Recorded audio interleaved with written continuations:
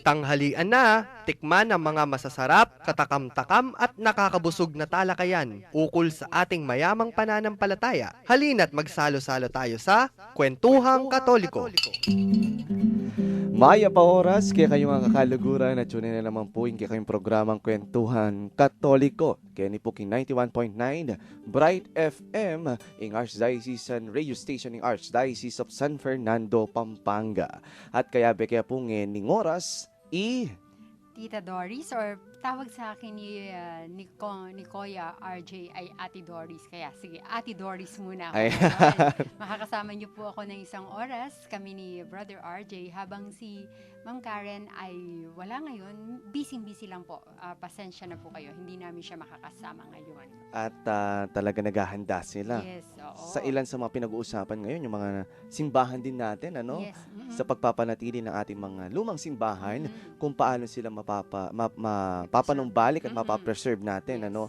At napakaganda rin ito pag-uusapan natin ngayong kaorasan na ito. Para may connection. May koneksyon, Yes.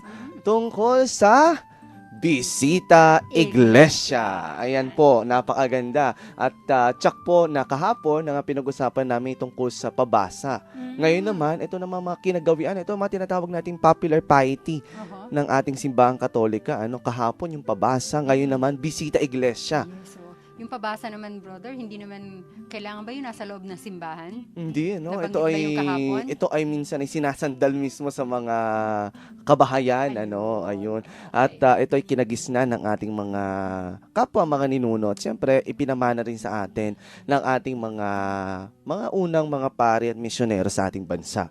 At siyempre, itong ang Bisita Iglesia na ating pag-uusapan ngayong oras na ito, ay talagang tsak na yung iba dito sa San Fernando, Pampanga, ay dinarayo na rin, ilang mga turista na rin ang pumupunta dito sa Metropolitan Cathedral of San Fernando, Pampanga, na isa rin sa mga nasa listahan natin maya-maya. Tsaka parang ito na talagang nakagawian at tradisyon na talaga na meron sila nito, Pag Holy Week, Bisita Iglesia. Kaya lang, yun nga, pag-uusapan natin na tamang-tama nandito ka, Kuya RJ, mas lalo mong mapapaliwanag sa amin. Paano ba, ano ba, at saan, kailan ginagawa ang Bisita Iglesia? At yan, sasagutin natin yan sa mga katanungan din ng ating mga listeners. Maaari po sila mag-text, Ate Doris, sa mga numerong. Ayan, para sa smart users,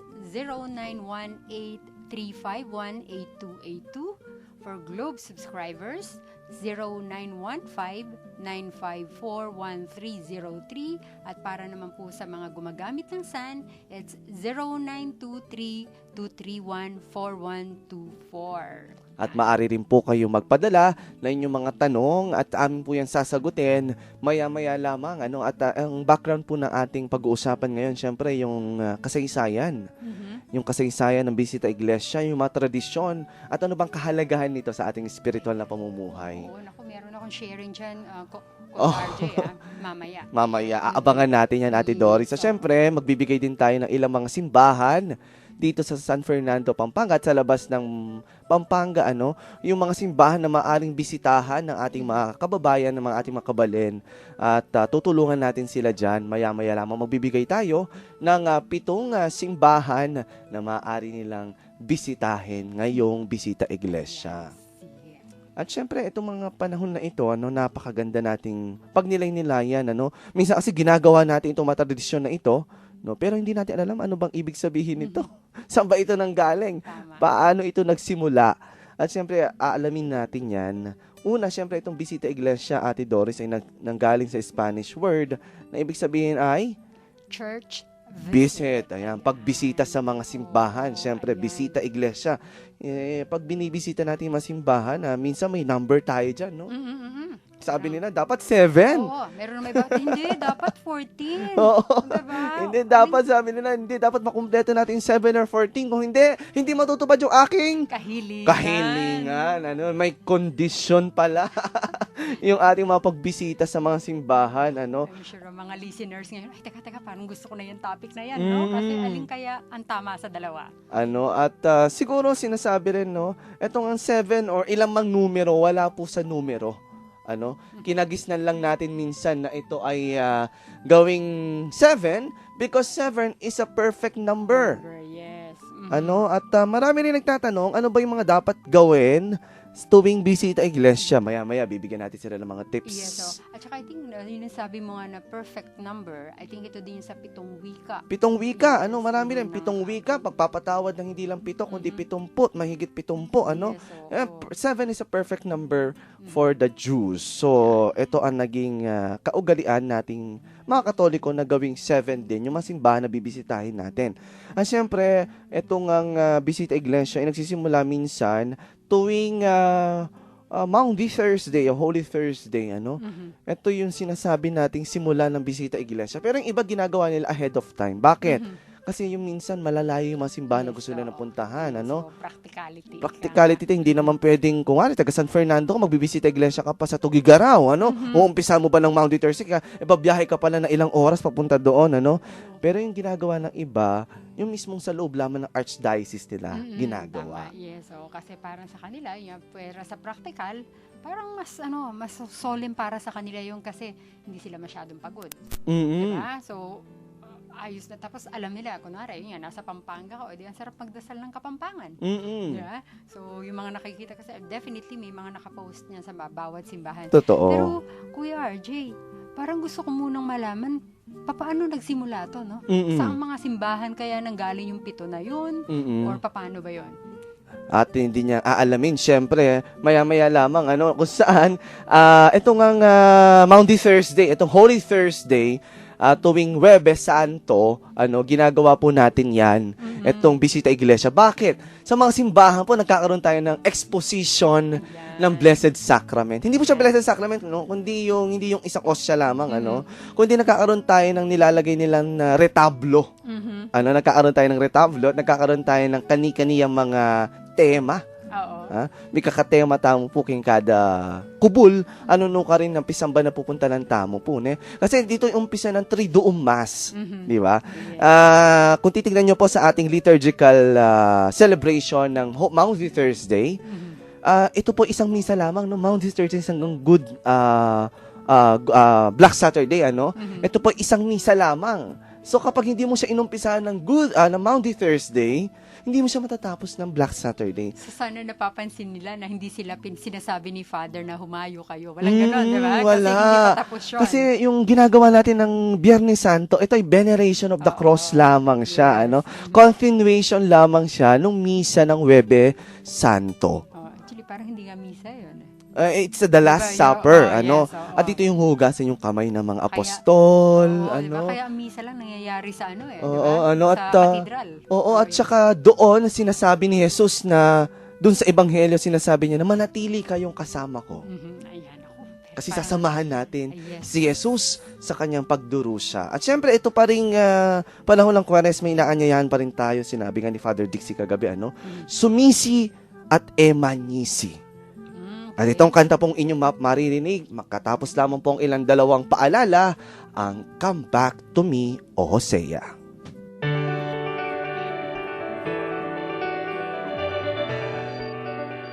Agpang kang Arsobispo Florentino Lavarias, King Dake ning Kayang Omilia, anyang misa na ning pamagmasus solemnidad hari. The Church is a mystery of communion, which flows from the Trinity. And this mystery, this communion, atin niya pong adwang bigyan ng pansin. Our communion with God, which is the vertical communion, and the horizontal communion with our brothers and sisters, especially with our fellow baptized. Punta ng talo, may kapalatang makakalunin. Pasyalan talo, pero sa talilog kita. Let us allow them to teach us how to be a church of the poor. Pasyalan talo. Because after all, the church is not about money or about moneyed people. No. Not even about moneyed people. No. The church is about the poor being blessed by the kingdom of God. Ngening pamagmasusi king banwa na ning parokya, agkatanda kayo pong makiramdam at abe-abe tamong pisabian imbie king parokya. Balikan tamo inilabas, pakibaluan tamo nano ing gagawanda king kasalukuyan, ampon nano ing talimdoda king daratang apanahon. Kapatad, binantayang maya pa oras ing programang para king katamong parokya. Balang Martis ampon Webis, alas 7:30 hanggang alas 8:30 ning Bengi, Kenny king radyo ning Archdiocese ning San Fernando, Bright FM 91.9.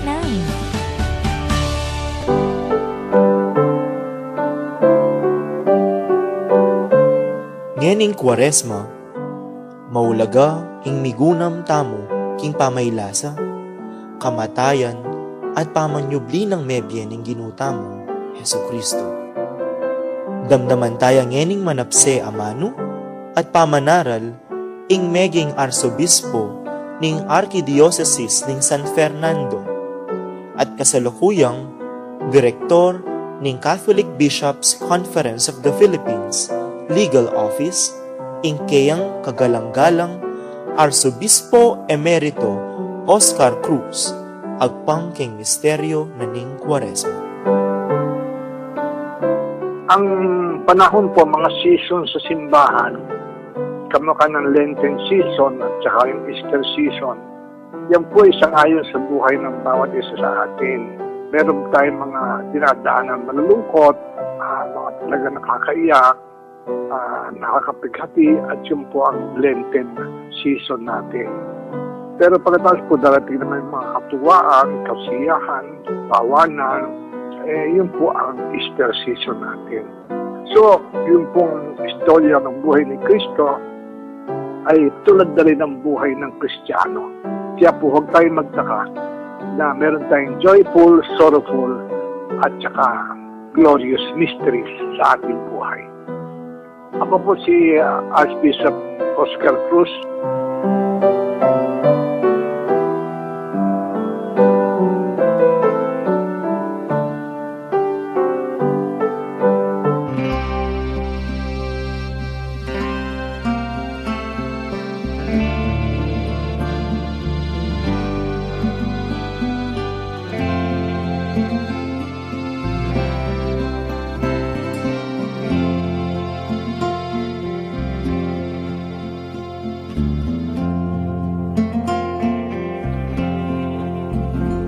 Come back to me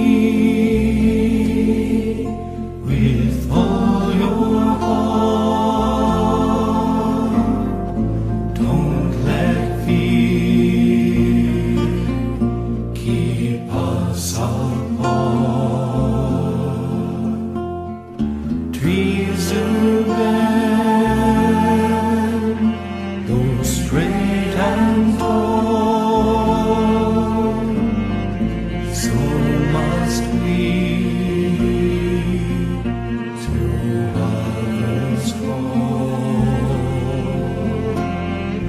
Long have I waited for your coming, home to thee and living, believing on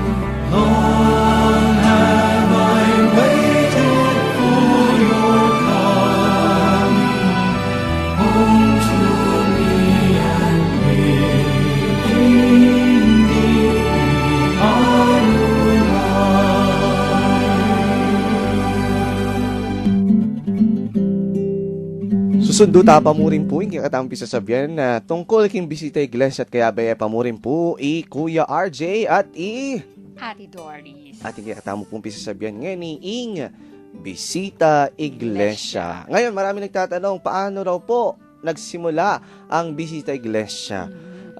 Ang practice po nito ay nagsimula, ang tradisyon na ito ay nagsimula sa paninimuno po ng ilang mga Kastila nating kasama, yung mga Spaniards po, no, na sinakop ang ating bansa for more than 4 centuries.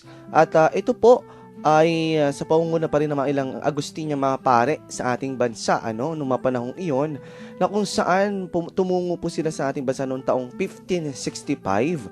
At sila po nagpalago ng debosyon na ito, itong Bisita Iglesia na ito. At ito po ay inspired ng kanilang kasama ring paring Agustino na santo. Sino ito, Ate Doris? Si Saint Philip Neri. Ayan po, na nag-establish ng confraternity noong panahong 1548, na kung saan nais niya pong tulungan ang mga mahihirap na pilgrims noong panahong iyon. Alam mo, Ate Doris, noong panahong iyon, usong-uso po yung pilgrimage. Ayan, okay. Pero itong pilgrimage pong ito ay para lamang sa mga mayayaman. Yung mga nakaka-afford nito, mga mayayaman, hindi naman po natin kayang pumunta sa Roma.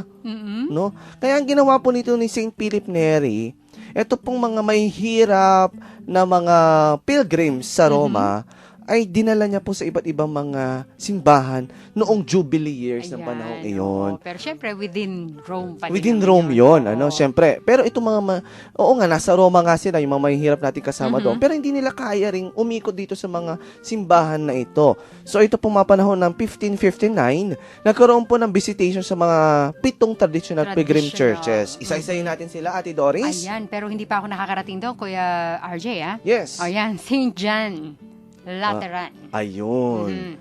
At syempre, itong St. John Lateran na ito, isa rin sa mga simbahan na nasa Roma ito. Alam mo, itong pilgrimage pala na ito, bibigyan linaw ko lamang, ay bahagi rin ng pagpipinitensya. Ayan. Na kinagawian ng ating mga ninuno ng mga panahon na iyon. At saka kasi naman, Kuya RJ, ang pilgrimage kasi, doon yun talaga galing Ano nga ba sa Tagalog? Ano ibig sabihin ng pilgrimage? Yung pilgrimage, ito yung paglalakbay. Yan. Alam naman natin ng simbahan, 3 yan, Meron tayong Pilgrim Church, the Militant Church, and the Suffering Church. Yan. Okay. At tayo yung naglalakbay. Yan. Ang ating pananampalataya ay isang paglalakbay sa buhay na ito. At syempre, Ayan, meron din yung pangalawang simbahan doon sa Roma ay ang St. Peter Basilica. Ayan. At syempre, yung isa pang major church ay yung St. Mary Major. Yeah. At syempre, yung isa pang sikat na simbahan, Ate St. Doris. Paul outside The Walls. At syempre, yung isa pa, St. Lawrence outside the walls. Bakit tanong nila, bakit ano ba yung mga outside the wall. outside? Ito yung sa labas mismo ng St. Peter Basilica. Ayan. Ayan, doon sila makikita. At napakaraming simbahan na nakapaligid siya. At syempre, meron pa tayong Yung Holy Cross in Jerusalem. at Ang St. Sebastian outside the walls. pero noong panahon ni Pope ni St. John Paul II, Oo. ang San Sebastian Church ay pinalitan na Sanctuary of the Madonna of Divine Love. ng Jubilee year Yes, 2000. 2000. Ayan. At syempre, bakit daw ito 7? Ito ay biblical din. Oo. Ate Doris, Sige, itong sige. 7 sorrows of Jesus and Mary also, Syempre, dito rin natin nakuha iyon.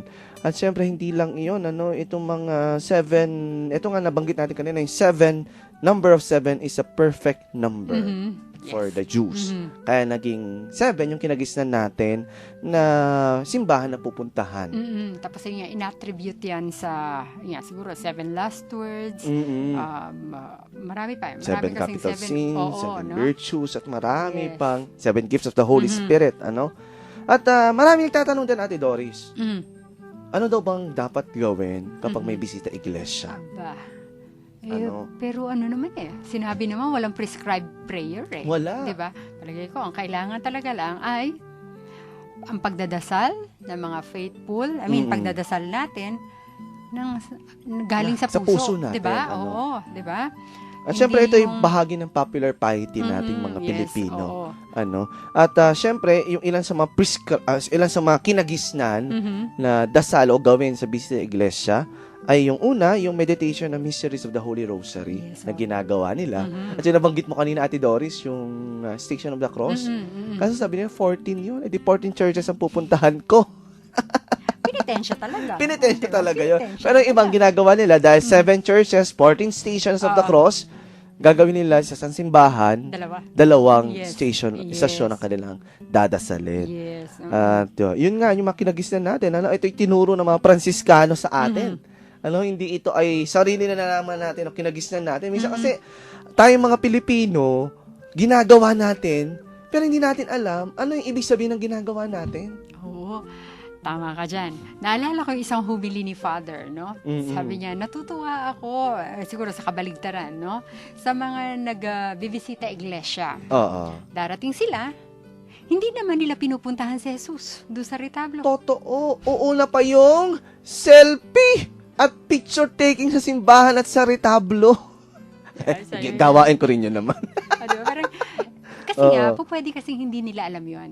Diba? Hindi nila alam na ito yung agony in the garden. Yeah, Diba? Na parang totoo. kung saan, diba? Kaya ka bumibisita ay para dalawin Si Jesus. At makiisa Yes, sa kanyang oo, pagdurusa. nandun. So, meaning, kapag ka pala nagbisita iglesia ako, dapat ang una kong pinupuntahan, yung kung nasaan siya. Totoo. Yung Sanctuary pinagbivigilant. mismo. Yes, oo, yun yun.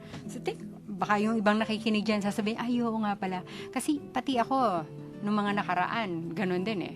Kasi, parang, although talaga ma-amaze ka, ang gaganda ng ayos dito sa Pampanga eh. Totoo. Diba? Kanya-kanya May kanya-kanyang kasing paksa. tema kasi. Ayan. Oo, yun. Yung sa amin, mamaya bibigyan ko ng isang pasilip lamang doon sa Talaga? gagawing retablo Sa inyo. sa aming Okay, parokya. o, diba? So, yun pala yun. So, dapat kapag ka nagbisita iglesia ka, yun ang una mong dinadalaw or talagang doon ka nagsiseryoso ng iyong pagdarasal. Kasi pag ninila ito doon sa nabanggit ni Jesus sa Ebanghelyo ni Mateo chapter 12, no?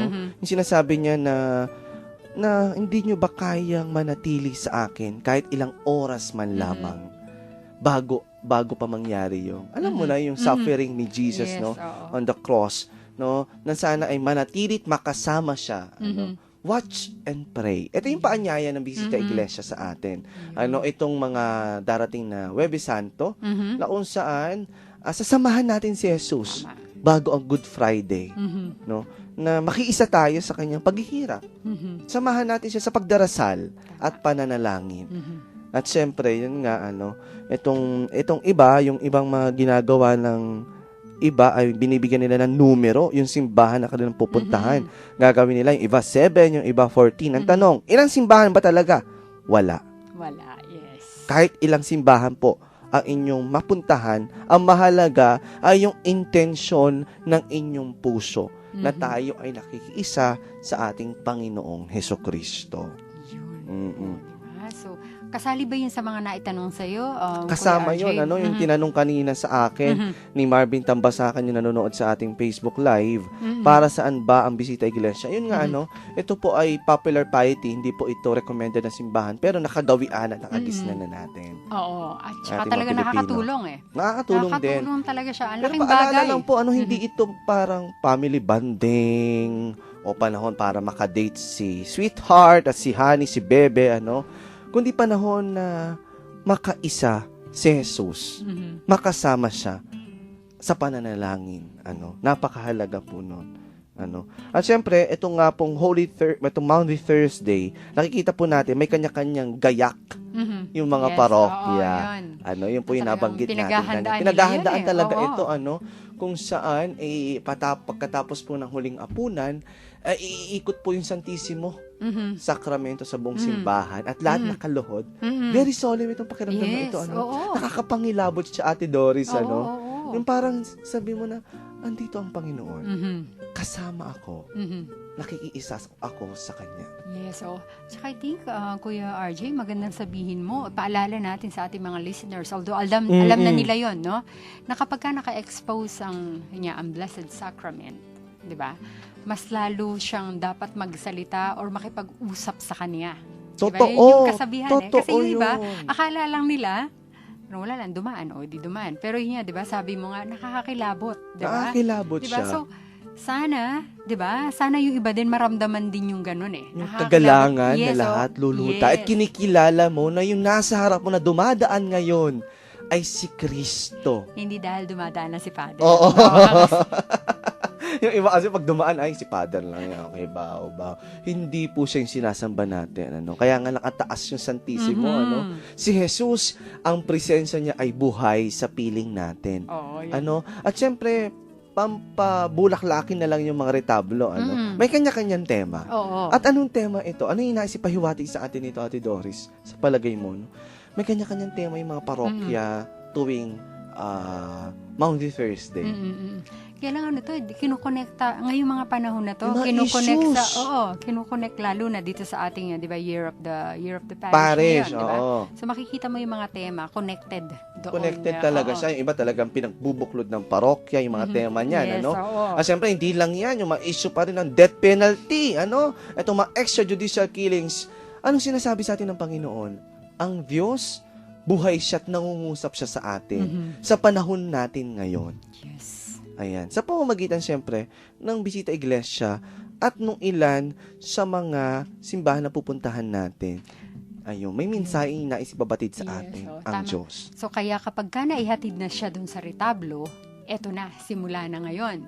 Kasi di ba nangyayari sa mga parokya, nagkakaroon ng vigil. Totoo. Diba? May Yun mga yun. vigil assignments Yes, tayo. oo, yun yan. So, tapos yun nga, yung iba naman, pagkatapos ng vigil schedule nila, ayan na, lumiliput naman sila sa iba-ibang Ibang simbahan. simbahan. Yun At yun naman ang aabangan nila ginagawa. yung 12 midnight na kung saan ibabalik na yung Santissimo Yes. sa taas. Oo. At dito natin makikita yung simbahan po, nung mapapansin ninyo, Mhm. pagkatapos ng bisita iglesia, sa Good Friday, lubas Sarak yung Kapampangan. No? Nanudal. Ay, yung lubas, yung hubad yung simbahan, Okay, oo. Wala tayong makikita, nakatakip lahat ng mga ng mga images, patay si Jesus, Mm, talagang walang laman ng Santissimo, At yun ang pakikiisa natin, nakikita natin na wala ang Diyos.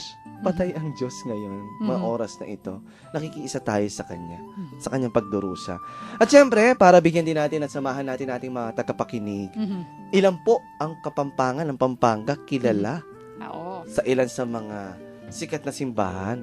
Ikaw ba, Ate Doris, nadalaw mo na itong 7 mga simbahan na ito? Well, alam mo ba, isa dito yung hindi ko pa talaga napupuntahan kahit minsan. Itong Santa Rita de Cascia. Uy, parokya yan ni Ate Karen, Wish ko Ako rin, Hindi ko siya at nararating, eh. sasamahan po natin sila sa ating Oo. Bisita Iglesia on the Air. Ngayong mga Yes. oras na ito, ating pong babanggitin ang ilan sa mga simbahang dinarayo po sa atin dito sa Pampanga. At alam po natin ngayong mga panahon na ito, ang Pampanga ilan po sa mga destinasyon na dinarayo ng ating mga kababayan mula pa sa iba't ibang panig ng Luzon, talagang dinarayo po ang Pampanga. At syempre, una po sa ating listahan, syempre, 7. Sabi nga natin, perfect Oo, number. Syempre. Ang una sa ating listahan, Ate Doris. Ano ba to? Ano ba to? Talagang alphabetically arranged ba to? Oo, Hindi naman eh. Kasi hindi naman. St. Augustine St. Augustine Church, in saan po natin? Sa Lubao ito. Lubao, Pampanga. Kasi- Maaari niyo pong bisitahin Kasi yan. bakit kaya siya nakasali? Ito yung isa sa Historical churches, Oo. na talagang alam po natin ng Pampanga,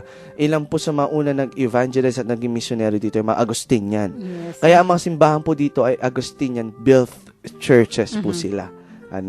Kaya itong St. Augustine Church ay finound noong, Ate Doris, 1572. saan po ito noon? Ito ay, ang galing ng kwento nito, no? Kasi Okay. wala pala siya dun sa ngayon na Sa location, ngayon na no? location talagang Oo. bago na pala yun, Oo, no? kasi nandun pala siya sa Santa Catalina. Mm-mm. Kaso, ang kwento ay, Lumulubog. Ah. Andong Lubao na ito. Itong lugar na lumang simbahan na pinagtayuan nitong unang St. Augustine Church. At ito po ay nilipat sa bago nitong kinatatayuan ngayong kasalukuyan na ito yung nakikita sa po may- nating oo, nasa simbahan. sentro na siya ngayon. Ito. no? Sa Doon bayan medyo ng may- Lubao, Pampanga. Sa medyo- bayan ba ito ng Lubao? Oo, Matatagpuan. ito yun, sa sentro to ngayon. No? Do may baha pa din dyan, Kuya RJ, no? Pero yun nga, siguro hindi kagaya dun sa Santa Totoo. Catalina. Yun. Kaya maaari nyo pong puntahan yan sa bayan ng Lubao, Pampanga, ang St. Augustine Church. Ito po ay gawa rin sa mga material na bagay tulad ng sand mix with egg, no? Albumin, found in eggs whites. At ito po talaga ay talagang lumang-lumang simbahan na rin. At nung pong taong 1898, Ate Doris, ang simbahang ito ay inokupahan Mm-mm. ng ilang mga Philippine Revolutionary Forces. Yes. Ano? At ito po ay naging pansamantalang ospital ng mga Amerikanong sundalo noong mga panahon ng Japanese regime na nung sinasakop po tayo ng mga Hapones. Ayan. Oo. At Kaya maaari niyo pong na-repair. bisitahan yan. Kaya ano? na-repair siya daw, no? Na-repair At, siya noong 49 1949 to at 1952 at patuloy pong minemaintain itong simbahan na ito. Ang St. Augustine Church sa Lubao, Pampanga. At ating pong puntahan naman at dumako naman tayo sa kinaroroonan ni Ate Karen. Sasama ako dyan. Ayan. oo. Na maaari natin puntahan ngayon Oo. dito po sa Santa Rita De de Casia Parish Church. Saan po ito? Santa Rita. Pampanga pa rin po Yes. tayo, syempre. At ang Santa Rita Parish Church ay isa heritage site. Heritage din. Ano, at ito po ang bahay ng Holy Relics Mhm. ni So, Saint special Rita talaga de to, no? Casia. Kasi talaga nakalagay Holy Relic of Oo. Saint Rita. At yung de po Casia. ay isang Agustinian nun din, devoted herself to a life of prayer, charity, and deeds. Ito Mhm. po ay talagang, ito pong kwento ni Santa Rita ay napakaganda rin. Mhm. Siya ay naging balo rin, Mhm. namatay ang kanyang mga anak, ang kanyang asawa, at dinedicate niya ang kanyang buhay sa buhay pagmamadre. At nandun po sa Santa Rita de Casia Church, makikita niyo po ang kanyang relics, yung ex-carne o yung flesh Matindi, niya. First First class. Mhm. Saan ka pa? Dumayo ka na sa Santa Rita. Teka nga, pwede bang balikan mo nga yung bakit nagkakaroon ng first class? Pwede bang singit lang? Yung first class relic po, ito po yung mula sa mismong katawan Katawan, ng okay. isang santo o Santo. banal. Mhm. Hindi po natin sila sinasamba, Mhm. We just venerate them. Yes, so yun yung first class. First yung class. second Yung class. second class, yung maaring galing sa damit niya, o Okay. naipunas, o naipunas dun sa kanyang relikiya. That is the Ayun. second class. Ayun. Yung third class, yung maaring hindi siya namatay, o hindi siya, wala nang galing pa sa kanyang katawan. Ito po yung mga, kung saan siya bininyagan. Ayun. Katulad ni San Lorenzo Ruiz. Mhm. Ang buhay lamang po ay yung kanyang baptismal Certificate. yung baptismal certificate, Ay, yung baptismal font kung saan siya Mhm. bininyagan. Diyan po yan sa San Lorenzo Parish, diyan po sa may Manila. Ayan, kaya third class yun. Third Ayan. class. Kaya ito, kung gusto nyo makita at ma-venerate yung first class relic First class. ni Santa Rita de Casia, puntahan nyo na po sa Santa Rita, Pampanga. At syempre, marami ring mga delicacies dyan. Mhm. Palabok. Masarap. Ayan, Saan Karen, ka pa? no, nagpaparinig. Ito yung kagandahan sa Pampanga, hindi ka lang nadalaw sa mga lumang simbahan. May pagkain pang masasarap na putahin, handog ng Kapampangan. Ayan.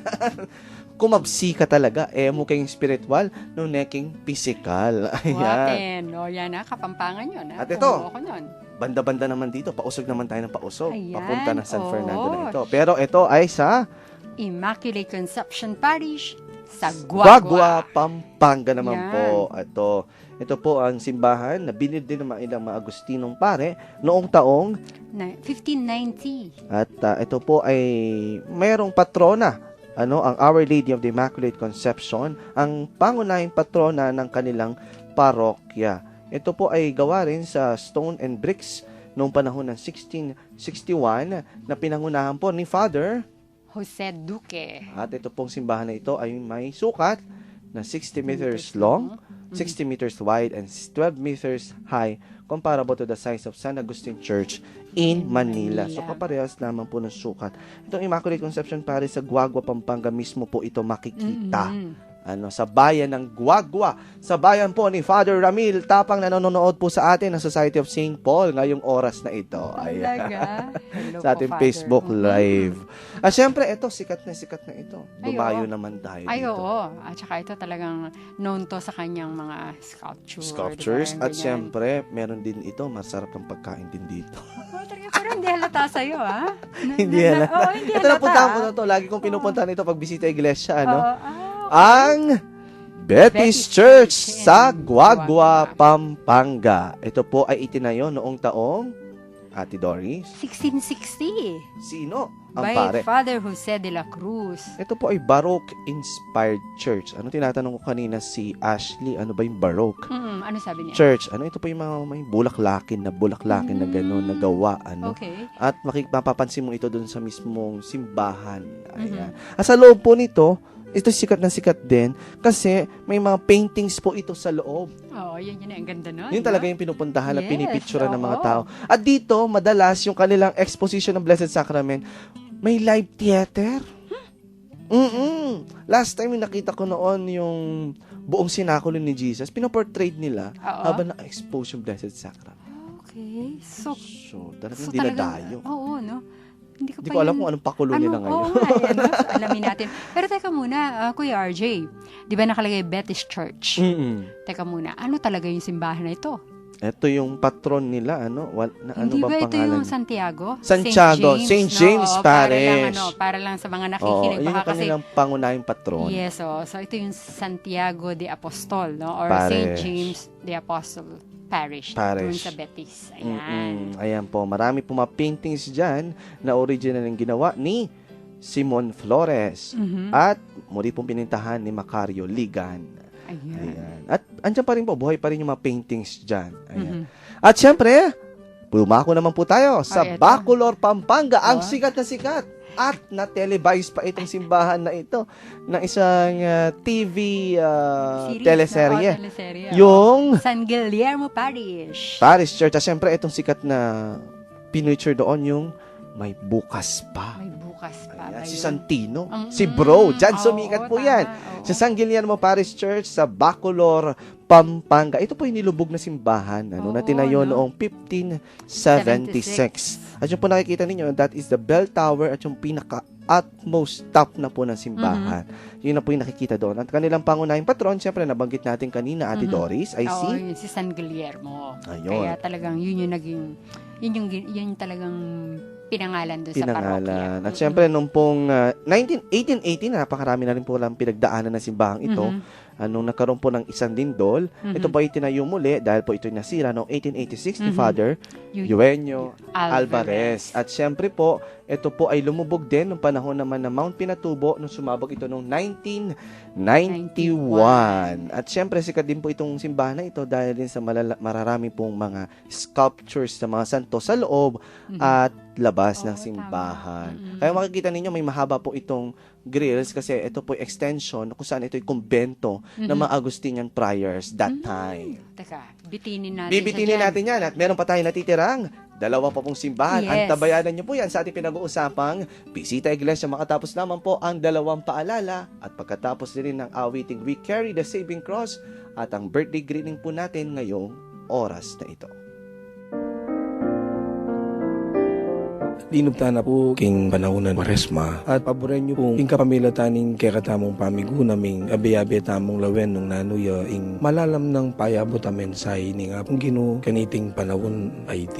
Kaya ako yung Reverend Father Rafael Sedek Mariano Paras ing kasalukuyan na kura paroko na ning Santa Lucia, Parish Santa Lucia, San Fernando, Pampanga. King parokya na ning Santa Lucia ating kong sakop apat barangay. Metong ne ing Santa Monica, Santa Maria Tagulo, San Nicolas, Ampopa ing San Pedro. Di pa intago ning karing metong kong sakop kong barangay sing metong karing sikat ngening balang panahon na ning Kwaresma mafi-feature king TV pane at king media dala na ning metong karing tradisyon magaganap yapin ning flagellation ng popaying ami pa akong krus ken king kutod ing pisamban na ne kasantinging kayang paralan bang kanita makapagbalik tamo lubing hapong Ginoo di na nakatanga pata pulong aldo bang kanita makapigunam kaniti nga pata pulong aldo panahon niya bang kanita makapanalangin tamo mas malalam maparalan. Pamikatago niya naman bang kanta, kilala tayong kay katang sarili, king kapamilataning pamagayuno ba nakita mo nung hanggang ka rin, ngay biyeta mo pamagsakripisyo neng kikilalanan tayong kay katang sarili, king kapamilataning pamagayuno. At makay mo naman, panahon bang kanita, makagawa tang mayap, king kapamilataning ning ausan tamong alms giving. At kaniting panahon, pamagsadyaya bang kanita, ing lungub tamo king peka importante, at king peka sentro na ning kay katang kasalpantayanan. Alangaliwa no ne ing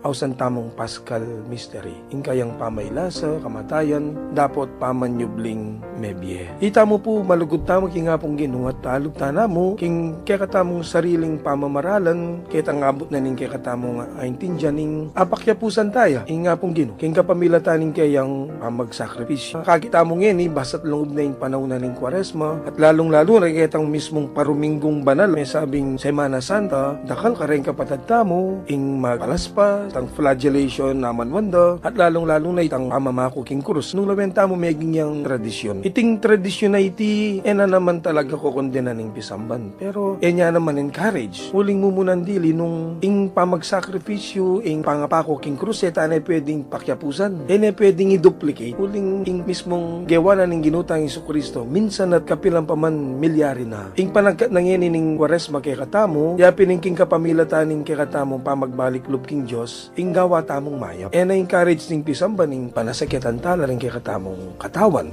Huling ing katawan na yan, banalya. Ing katawan na yan, behikulo na ibang kanita, king kapamilatan na niti makagawa tang mayap. Kaya pin po, metong yung panagkat na ning Santa Iglesia ngeni, ing king pamagbalik tamo lub king Diyos, sana gawa tamo mayap ka ring kaparang tao. Mumimiwas king kasalanan, nune gawang maya para ka ring kaparang tao. Huling ako pimpong panesa sabi, nung ing kasalpantayanan tamo, pamaniwas siya mo king kasalanan, at alata namang gagawan, mayap, wa, tutu, ka marok, pero, mo naman mayap. Itiya po ing pamala kung panagkat na ning Santa Iglesia, kay katangan. Pasibay po, o ini among Dixie Paras, kalasalamat.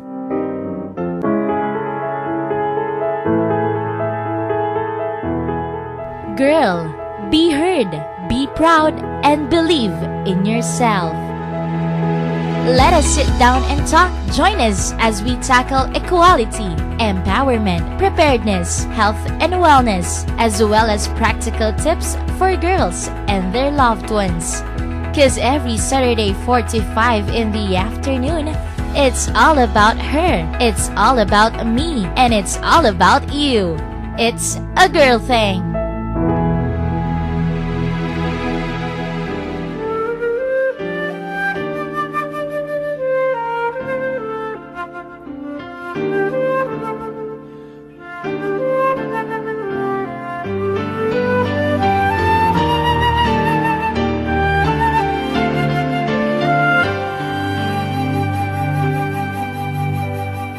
We carry the saving cross through the roads of the world, through the alleys of poverty and misery, marching to a dawning day, to freedom and victory, to God's life and endless glory. We carry the saving cross through the roads of the world, through the alleys of poverty and misery, marching to a dawning day, to freedom and victory, to God's life and endless glory. Christ, sent by God, obedient to the Father's will, He leads the way of the cross. We carry the saving cross through the roads of the world, through the alleys of poverty and misery, marching to a dawning day, to freedom and victory, to God's life and endless glory.